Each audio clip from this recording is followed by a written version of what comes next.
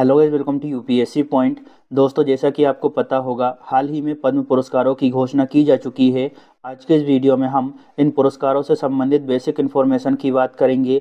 इसके अलावा जिन व्यक्तियों को ये पुरस्कार दिए गए हैं उनसे संबंधित कुछ अन्य तथ्यों को भी जानेंगे, ताकि अगर अंदर से कोई भी प्रश्न आए तो आपका गलत ना हो। इस वीडियो के अलावा आपको दूसरा वीडियो देखने की आवश्यकता नहीं होगी। तो चलिए शुरू करते हैं। दोस्तों, पद्म पुरस्कार जिन व्यक्तियों को दिए गए हैं उनके बारे में जानने से पहले हम थोड़ी सी बेसिक इन्फॉर्मेशन जान लेते हैं, ताकि हमारा एक बेस बन जाए और हम बहुत अच्छे से सारी चीज़ों को समझ सकें। देखिए, पद्म पुरस्कार भारत के सर्वोच्च नागरिक सम्मानों में से एक है। भारत का सर्वोच्च नागरिक सम्मान कौन सा है? भारत रत्न। भारत रत्न के बाद में दूसरे नंबर पर आते हैं दोस्तों पद्म पुरस्कार, और इनकी घोषणा हर साल की जाती है 26 जनवरी के एक दिन पहले, यानी 25 जनवरी की शाम को पद्म पुरस्कारों की घोषणा की जाती है। और ये पुरस्कार गृह मंत्रालय के अंतर्गत दिए जाते हैं। क्यों दिए जाते हैं? तो यह उन कार्यों या क्षेत्रों में दिए जाते हैं जिनका संबंध जन सेवा से है। पद्म पुरस्कारों की कुछ श्रेणियां हैं, जिसमें सबसे पहला नंबर आता है पद्म विभूषण का। ये असाधारण और विशिष्ट सेवा के लिए दिया जाता है। दूसरे नंबर पर है पद्म भूषण, ये उच्च क्रम की विशिष्ट सेवा के लिए दिया जाता है। और तीसरा नंबर आता है दोस्तों पद्मश्री का, ये प्रतिष्ठित सेवा के लिए दिया जाता है। हमें बस इतना याद रखना है कि पद्म पुरस्कारों में सबसे पहला स्थान आता है पद्म विभूषण का, दूसरा है पद्म भूषण और तीसरा है पद्मश्री। और इनका क्रम याद करने में दिक्कत नहीं होनी चाहिए, क्योंकि ये सबसे बड़ा शब्द है तो पहले नंबर पर आता है, ये उससे छोटा है तो दूसरे नंबर पर आता है, और इसमें केवल एक ही अक्षर है तो ये तीसरे नंबर पर आता है। तो क्रम आप इस तरह से याद कर सकते हैं। कुछ और जानकारी हम ले लेते हैं। देखिए, पद्म पुरस्कार की शुरुआत हुई थी दोस्तों 1954 में। 1954 से पद्म पुरस्कार दिए जाने शुरू हुए थे, लेकिन कुछ वर्षों में इन्हें नहीं दिया गया। कौन कौन से वर्ष हैं ऐसे? तो 1978 और 1979 में पद्म पुरस्कार नहीं दिए गए। क्यों नहीं दिए गए भैया? क्योंकि इस समय विवाद चल रहा था कि पद्म पुरस्कार एक तरह की उपाधि है और ये आर्टिकल 18 का उल्लंघन करते हैं, जो कि उपाधियों का अंत करने की बात करता है। ठीक है, तो ये आप समझ गए। इसके बाद में कुछ समय के लिए ये वापस दिए जाने लगे, तो सुप्रीम कोर्ट में मामला चला गया। सुप्रीम कोर्ट में मामला लगातार 5 वर्षों तक चला, 1993 से लेकर 97 तक। तो इन वर्षों में भी पद्म पुरस्कार ना तो दिए गए, ना ही घोषणाएं की गई। ठीक है, पद्म पुरस्कार दिए जाने के लिए एक समिति का गठन किया जाता है, और वो समिति नाम सुझाती है कि किन किन व्यक्तियों को पद्म पुरस्कार दिए जाने चाहिए। समिति का गठन प्रधानमंत्री करते हैं, लेकिन प्रधानमंत्री इसकी अध्यक्षता नहीं करते। ये जो पद्म पुरस्कार समिति होती है ना, इसकी अध्यक्षता कैबिनेट सचिव द्वारा की जाती है। इसमें कुछ अन्य सदस्य भी शामिल होते हैं, जैसे होम सेक्रेटरी, राष्ट्रपति के सचिव, और इसके अलावा 4 से 6 अन्य व्यक्ति भी शामिल होते हैं। समिति में कौन शामिल होते हैं ये याद रखना आवश्यक नहीं है, लेकिन समिति की अध्यक्षता कौन करता है ये याद रखना हमारे लिए थोड़ा सा जरूरी है। उम्मीद करता हूँ ये आपको अच्छे से समझ आ गया होगा। चलिए अब बात कर लेते हैं कि 2026 में कितने व्यक्तियों को पद्म पुरस्कार दिए जाने की घोषणा की गई है। दोस्तों, घोषणा तो 25 जनवरी को की जाती है शाम को, लेकिन ये पद्म पुरस्कार दिए जाते हैं मार्च अप्रैल में। टोटल 131 व्यक्तियों को पद्म पुरस्कार दिए जाएंगे, जिसमें से 5 व्यक्तियों को पद्म विभूषण दिए जाने की घोषणा की गई है। इसके बाद 13 व्यक्ति पद्म भूषण से सम्मानित होंगे, ऐसी बात कही गई है। और 113 व्यक्तियों को पद्मश्री दिया जाएगा। मैं फिर से कहता हूं कि देखिए, पद्म पुरस्कारों की घोषणा तो होती है दोस्तों 25 जनवरी की शाम को। ठीक है, 25 जनवरी की शाम को, लेकिन ये एक्चुअल में दिए जाते हैं मार्च अप्रैल में। दोस्तों, यहाँ पर ये जो मैंने तथ्य शामिल किए हैं ना, महत्वपूर्ण तथ्य, ये सबसे ज़्यादा जरूरी है। ये जो 131 है ना, इसमें से टोटल 19 महिलाएं हैं। तो यहाँ से परीक्षा में प्रश्न पूछा जा सकता है कि 2026 में 131 व्यक्तियों को पद्म पुरस्कार से सम्मानित किए जाने की बात कही गई है, इसमें से टोटल कितनी महिलाएं शामिल हैं? तो 19 महिलाएं शामिल हैं। ठीक है, इसके अलावा 6 विदेशी या एनआरआई व्यक्ति शामिल हैं, और 16 व्यक्तियों को मरणोपरांत इस पुरस्कार से सम्मानित किया जाना है। तो ये जो महत्वपूर्ण तथ्य है ना, इसे अच्छे से याद रखना है। हालांकि दोस्तों, इस स्लाइड में जितने भी तथ्य मैंने शामिल किए हैं वो सभी परीक्षा के दृष्टिकोण से काफ़ी महत्व रखते हैं। टोटल 131 व्यक्तियों को पद्म पुरस्कारों से सम्मानित किया जाएगा, जिसमें से 5 लोग ऐसे हैं जिन्हें पद्म विभूषण से सम्मानित किया जाने वाला है। तो सबसे पहले हम इन्हीं की बात कर लेते हैं कि 5 ऐसे कौन कौन से व्यक्ति हैं जिन्हें पद्म विभूषण से सम्मानित किया जाना है। तो पहला नाम आता है दोस्तों धर्मेंद्र सिंह देवल का। इन्हें मरणोपरांत इस पुरस्कार से सम्मानित किया जा रहा है। किस क्षेत्र में इन्हें पद्म विभूषण मिल रहा है? तो कला के क्षेत्र में। इनका संबंध किस राज्य से है? महाराष्ट्र से है। हालांकि इनका जन्म महाराष्ट्र में नहीं हुआ, पंजाब में हुआ, लेकिन इन्होंने अपना अधिकांश जीवन कहाँ पर बिताया? महाराष्ट्र में। दोस्तों धर्मेंद्र जी ने अपने 65 वर्षों के करियर में 300 से अधिक फिल्में की और 2012 में इन्हें पद्म भूषण से भी सम्मानित किया जा चुका है। दूसरा नाम आता है केटी थॉमस का। इन्हें सार्वजनिक मामलों में योगदान देने के लिए पद्म विभूषण से सम्मानित किया जा रहा है। इनका संबंध है केरल से। 2007 में इन्हें पद्म भूषण भी मिल चुका है और ये सर्वोच्च न्यायालय के न्यायाधीश रहे हैं। तीसरे नंबर पर एक महिला का नाम आता है सुश्री एन राजम का। इन्हें दोस्तों कला के क्षेत्र में पद्म विभूषण से सम्मानित किया जा रहा है और इनका संबंध है उत्तर प्रदेश से। ये एक प्रसिद्ध भारतीय वायलिन वादक है और इन्होंने हिंदुस्तानी शास्त्रीय संगीत में भी काफ़ी योगदान दिया है। इसे अच्छे से याद रखेंगे। क्यों रखेंगे भैया? क्योंकि ये एकमात्र महिला है जिसे 2026 में पद्म विभूषण मिल रहा है। ठीक है, इसके बाद अगला नाम आता है दोस्तों BS अच्युतानंद। इन्हें दोस्तों मरणोपरांत इस पुरस्कार से सम्मानित किया जा रहा है। इन्हें पद्म विभूषण क्यों मिल रहा है? सार्वजनिक मामलों में अपने योगदान के लिए। इनका संबंध केरल से है। ये 2006 से लेकर 11 तक केरल के मुख्यमंत्री रहे।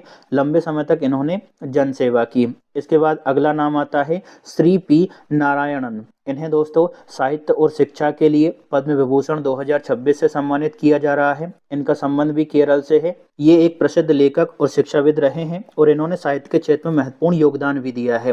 दोस्तों यहाँ से कई तरह के प्रश्न बन सकते हैं। मैं आपको बता देता हूँ कि कितने तरह के प्रश्न पूछे जा सकते हैं। तो पहला प्रश्न तो यही पूछा जा सकता है कि पद्म विभूषण 2026 कितने लोगों को मिल रहा है? तो 5 लोगों को। ठीक है, एक प्रश्न हो गया। दूसरा ये पूछा जा सकता है कि 2026 में पद्म विभूषण किस व्यक्ति को मरणोपरांत दिया जा रहा है? तो ये 2 व्यक्ति हैं, एक तो धर्मेंद्र सिंह देवल और दूसरे हैं BS अच्युतानंद। तो दूसरा क्वेश्चन भी हमारा हो गया। तीसरा ये पूछा जा सकता है, जैसे एक नाम दे दिया कि भैया केटी थॉमस, जिन्हें पद्म विभूषण 2026 से सम्मानित किया जा रहा है, इनका संबंध किस राज्य से है? तो 3 लोग ऐसे हैं जिनका संबंध केरल से है। एक तो केटी थॉमस, दूसरे हैं BS अच्युतानंद और तीसरे हैं P नारायणन। और चौथा प्रश्न ऐसा बन सकता है, जैसे एक नाम दे दिया कि धर्मेंद्र सिंह देवल को किस क्षेत्र में पद्म विभूषण 2026 से सम्मानित किया जा रहा है? तो कला के क्षेत्र में। तो क्षेत्र भी आपको याद रखना है, राज्य याद रखना है। 2 लोग ऐसे हैं जिन्हें मरणोपरांत मिला है और एकमात्र महिला है। उम्मीद करता हूँ इतना समझ आ गया होगा। देखिए पद्म विभूषण टोटल 5 लोगों को मिल रहा है और पद्म भूषण जो है ये 13 व्यक्तियों को दिया जा रहा है। अब हम इनके बारे में जान लेते हैं, जिसमें से दोस्तों सबसे ज़्यादा महत्वपूर्ण है स्टार्टिंग के 3 लोग। अब ये 3 लोग क्यों हैं? क्योंकि इन तीनों को मरणोपरांत पद्म भूषण से सम्मानित किया जा रहा है, इस वजह से ये महत्वपूर्ण हो जाते हैं। क्या क्या नाम है भैया? तो गुरु पीयूष पांडे, इन्हें मरणोपरांत मिल रहा है। किस क्षेत्र में? कला के क्षेत्र में। कहाँ से ये संबंधित है? महाराष्ट्र से। इसके बाद देशोम गुरु शिबू सोरेन, इनको दोस्तों मरणोपरांत मिल रहा है। क्यों मिल रहा है? सार्वजनिक मामलों में योगदान देने के लिए। इनका संबंध है झारखंड से और ये एक भारतीय समाज सुधारक हैं। झारखंड के पूर्व मुख्यमंत्री भी रह चुके हैं। तीसरे व्यक्ति हैं BK मल्होत्रा, इन्हें भी मरणोपरांत मिल रहा है सार्वजनिक मामलों में अपने योगदान के लिए। इन्हें पद्म भूषण 2026 से सम्मानित किया जा रहा है। इनका संबंध है दिल्ली से। ये एक राजनेता और शिक्षाविद रहे हैं। अब चौथा नाम आता है दोस्तों अलका याग्निक का। ये काफ़ी महत्वपूर्ण है। क्यों महत्वपूर्ण है? देखिए टोटल 13 व्यक्तियों को पद्म भूषण से सम्मानित किया जाना है 2026 में। कितने? 13 व्यक्ति। 13 में से ये एकमात्र महिला है, इस वजह से ये काफ़ी महत्वपूर्ण हो जाता है। इन्हें कला के क्षेत्र में पद्म भूषण से सम्मानित किया जा रहा है। इनका संबंध कहाँ से है? महाराष्ट्र से, और ये एक गायिका है। 5वां नाम आता है भगत सिंह कोश्यारी का। इन्हें सार्वजनिक मामलों में योगदान देने के लिए पद्म भूषण 2026 से सम्मानित किया जा रहा है।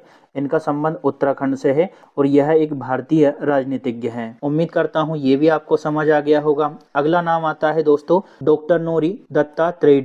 इन्हें चिकित्सा के क्षेत्र में पद्म भूषण 2026 से सम्मानित किया जा रहा है। इनका संबंध है संयुक्त राज्य अमेरिका से। यह एक भारतीय अमेरिकन रेडिएशन ओनकोलॉजिस्ट हैं और ये एक कैंसर विशेषज्ञ भी हैं।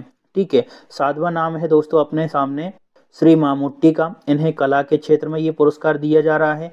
इनका संबंध है केरल से और ये एक एक्टर हैं, भारतीय अभिनेता हैं। 8वें नंबर पर आते हैं एस.के. मेलानंदन। इन्हें सार्वजनिक मामलों में योगदान के लिए ये पुरस्कार दिया जा रहा है। इनका संबंध तमिलनाडु से है। यह एक उद्योगपति और सामाजिक कार्यकर्ता हैं। 9वें नंबर पर हैं दोस्तों श्री सतवादनी आर गणेश। इन्हें कला के क्षेत्र में पद्म भूषण 2026 से सम्मानित किया जा रहा है और ये कर्नाटक से संबंध रखते हैं। ये एक संस्कृत और कन्नड़ के लेखक हैं, कई भाषाओं में तात्कालिक कवि भी हैं ये। ठीक है, इसके बाद में अगला नाम है श्री उदय कोटक का। इन्हें दोस्तों व्यापार और उद्योग के क्षेत्र में पद्म भूषण 2026 से सम्मानित किया जा रहा है।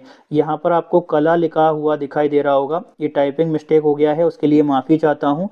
उदय कोटक को दोस्तों व्यापार और उद्योग के क्षेत्र में अपने योगदान के लिए पद्म भूषण 2026 से सम्मानित किया जा रहा है। तो यहाँ पर थोड़ा सा सही कर लेना। ठीक है, इनका संबंध कहाँ से है? महाराष्ट्र से। ये एक भारतीय बैंकर हैं और कोटक महिंद्रा के संस्थापक भी हैं। टोटल 13 लोगों को दिया जाना है, 10 लोगों की हमने बात कर ली है। अगला नाम आता है दोस्तों बेल्लापल्ली नटेशन का। इन्हें सार्वजनिक मामलों में योगदान देने के लिए ये पुरस्कार मिल रहा है। इनका संबंध केरल से है। ये एक उद्यमी हैं, व्यवसायी हैं और राजनीतिक व्यक्ति भी हैं। इसके बाद अगला नाम है श्री विजय अमृतराज का। इन्हें खेल के क्षेत्र में ये पुरस्कार दिया जा रहा है। ये वर्तमान में संयुक्त राज्य अमेरिका से संबंधित है, लेकिन ये एक भारतीय टेनिस के मशहूर खिलाड़ी भी रहे हैं। 13वां नाम आता है दोस्तों कल्लीपट्टू रामास्वामी पलानीस्वामी। इन्हें दोस्तों चिकित्सा के क्षेत्र में पद्म भूषण 2026 से सम्मानित किया जा रहा है। इनका संबंध है तमिलनाडु से। ये एक चिकित्सा शिक्षाविद हैं और लेखक भी हैं। उम्मीद करता हूँ इतना सब कुछ आपको अच्छे से समझ आ गया होगा। अब यहाँ पर मैं आपको बता देता हूँ कि सबसे ज़्यादा महत्वपूर्ण कौन कौन से व्यक्ति हैं जिनका नाम आपको 100% याद रखना है। दोस्तों टोटल 131 व्यक्ति ऐसे हैं जिन्हें पद्म पुरस्कार से सम्मानित किया जा रहा है। 131 में से 5 ऐसे हैं जिन्हें पद्म विभूषण दिया जा रहा है। तो इनकी संख्या तो कम है, ये तो आप याद रख ही सकते हैं। ठीक है, इसके बाद में 13 ऐसे व्यक्ति हैं जिन्हें पद्म विभूषण दिया जा रहा है। इन 13 में से स्टार्टिंग के 5 सबसे ज़्यादा महत्वपूर्ण हैं भैया। क्यों महत्वपूर्ण है? तो पहला तो ये है कि ये जो 3 व्यक्ति हैं ना, इन्हें मरणोपरांत मिल रहा है। तो यहाँ से दोस्तों एक प्रश्न ये बन सकता है कि भैया निम्नलिखित व्यक्तियों में से वो कौन है जिसे मरणोपरांत पद्म भूषण से सम्मानित किया जा रहा है? तो तीनों के नाम तो आपको ये याद रखना है। इसके बाद में टोटल 13 व्यक्ति हैं, 13 में से ये एकमात्र महिला है ना, इस वजह से भी ये जरूरी है। ठीक है, तो यहाँ पर हमारे हो गए। अब पद्म विभूषण हो गए, पद्म भूषण हो गए, पद्मश्री की संख्या कितनी है? टोटल 113 है। इतना ना तो हम पढ़ सकते हैं और ना ही लंबे समय तक याद रख सकते हैं। यहाँ पर मैं आपको 3 चीज़ें बताऊंगा जिन्हें आप अगर फॉलो करेंगे तो आपको लाभ मिलेगा। पहला तो आप ये याद रखो कि टोटल 113 व्यक्तियों को पद्मश्री से सम्मानित किया जा रहा है। दूसरा, अपने अपने राज्य में जिन्हें पद्मश्री मिल रहा है ना, उन व्यक्तियों के नाम आपको याद रखना है। देखिए, जैसे आप महाराष्ट्र से संबंधित हैं तो महाराष्ट्र में जिन जिन व्यक्तियों को पद्मश्री से सम्मानित किया जा रहा है उनके नाम याद रखिए। तीसरा दोस्तों, इस पीडीएफ में मैंने कुछ व्यक्तियों को हाईलाइट किया है जो कि काफ़ी महत्व रखते हैं और उनसे परीक्षा में प्रश्न आ सकता है, तो वो भी आप पढ़ के जाना। अब आप बोलोगे कि सर पीडीएफ कहाँ मिलेगी? तो पीडीएफ अरटाई एप्लीकेशन और टेलीग्राम दोनों जगह पर मिल जाएगी, वहाँ से आप डाउनलोड कर लेना। सारा डाटा मैंने एक साथ दे दिया है, तो चिंता करने की आवश्यकता नहीं है। अब 113 व्यक्ति हैं, उनमें से जो सबसे ज़्यादा महत्वपूर्ण है ना, वो बता देता हूँ। अपने अपने राज्य का तो करके ही जाना है और मैं जो बता रहा हूँ ना, उनको भी पढ़ के जाना है। तो इसमें दोस्तों पहला नाम आता है श्री गफरुद्दीन मेवाती जोगी। इन्हें कला के क्षेत्र में पद्मश्री से सम्मानित किया जा रहा है और इनका संबंध है दोस्तों राजस्थान से। इन्होंने एक वाद्य यंत्र को काफ़ी लोकप्रिय बनाया है, जैसे मारवाड़ी समुदाय काफ़ी बजाता है, और उस वाद्य यंत्र का नाम है भपंग। ठीक है, तो इस वजह से इन्हें पद्मश्री से सम्मानित किया जा रहा है। इनका संबंध कहाँ से है? राजस्थान से। इसके अलावा दोस्तों आपको ये दोनों नाम याद रखना है क्योंकि ये 2 महिलाएं हैं और दोनों को संयुक्त रूप से मिल रहा है। तो परीक्षा में ये पूछा जा सकता है कि निम्नलिखित में से कौन कौन से व्यक्तियों को संयुक्त रूप से पद्मश्री से सम्मानित किया गया है? तो 2 महिलाओं के नाम आते हैं, एक है बाला सुब्रमण्यम और दूसरी है रंजनी बाला सुब्रमण्यम। इन्हें कला के क्षेत्र में पद्मश्री से सम्मानित किया जा रहा है। ठीक है, और इनका संबंध कहाँ से है? तमिलनाडु से। ये पूछा जा सकता है कि निम्नलिखित में से कौन सी महिलाओं को संयुक्त रूप से पद्मश्री से सम्मानित किया गया? तो 2 महिलाओं के नाम आपको अच्छे से याद रखना है। कौन कौन? गायत्री बाला सुब्रमण्यम और रंजनी बाला सुब्रमण्यम। समझ गए ना? इसके बाद अगला नाम आता है हरमनप्रीत कौर बुल्लार का। इन्हें स्पोर्ट्स के क्षेत्र में या फिर खेल के क्षेत्र में पद्मश्री से सम्मानित किया जा रहा है। इनका संबंध पंजाब से है और ये भारतीय महिला क्रिकेट टीम की कप्तान रह चुकी है। इस वजह से इनका नाम भी आपको याद रखना है। कुछ और भी हैं, उन्हें जान लेते हैं। जो भी स्किप करेगा ना उसे थोड़ा नुकसान हो सकता है, क्योंकि यहाँ पर मैं अच्छे से समझाने का प्रयास करता हूँ। इसके बाद में आप पीडीएफ पढ़ोगे ना तो आपके लिए काफ़ी आसान हो जाएगा। नाम किसका है भैया? श्री मामीडाला जगदीश कुमार। इन्हें दोस्तों अपने साहित्य और शिक्षा के क्षेत्र में पद्मश्री से सम्मानित किया जा रहा है 2026 में, और इनका संबंध है दिल्ली से। ये क्यों महत्वपूर्ण है? क्योंकि यह यूजीसी के पूर्व अध्यक्ष रह चुके हैं। इस वजह से इनका नाम काफ़ी महत्व रखता है एग्जाम के दृष्टिकोण से। कुछ और भी हैं, उन्हें देख लेते हैं। कौन है भैया? रोहित शर्मा है। इनका नाम तो आप जानते ही होंगे। रोहित शर्मा ये अपने भारतीय क्रिकेट टीम के कप्तान रहे हैं। इन्हें खेल के क्षेत्र में पद्मश्री से सम्मानित किया जा रहा है। कहाँ से संबंधित है? महाराष्ट्र से। सविता पुनिया का नाम भी याद रखेंगे। क्यों याद रखेंगे? क्योंकि भैया ये भारतीय महिला हॉकी टीम की गोलकीपर रही हैं। इस वजह से इनका नाम काफ़ी महत्वपूर्ण हो जाता है। सविता पुनिया को दोस्तों खेल के क्षेत्र में पद्मश्री से सम्मानित किया जा रहा है। इनका संबंध है हरियाणा से। इसके अलावा दो नाम और भी हैं दोस्तों जिन्हें संयुक्त रूप से पद्मश्री दिया जा रहा है। कौन? श्री रामचंद्र गोडबोले और सुनीता गोडबोले। इन्हें चिकित्सा के क्षेत्र में, मेडिसिन के क्षेत्र में पद्मश्री से सम्मानित किया जा रहा है और इनका संबंध है दोस्तों अपने छत्तीसगढ़ से। तो उम्मीद करता हूँ इतना आपको अच्छे से समझ आ गया होगा। इसका पीडीएफ कहाँ पर मिलेगा ये मैं आपको बता चुका हूँ, अरटाई एप्लीकेशन और टेलीग्राम पर। ठीक है, तो दोनों जगह से डाउनलोड कर लेना, वहाँ से रिवाइज कर लेना। और दोस्तों अगर आपको मेरी मेहनत थोड़ी बहुत भी अच्छी लगी हो तो प्लीज़ लाइक, शेयर और सब्सक्राइब जरूर करें। Thank you.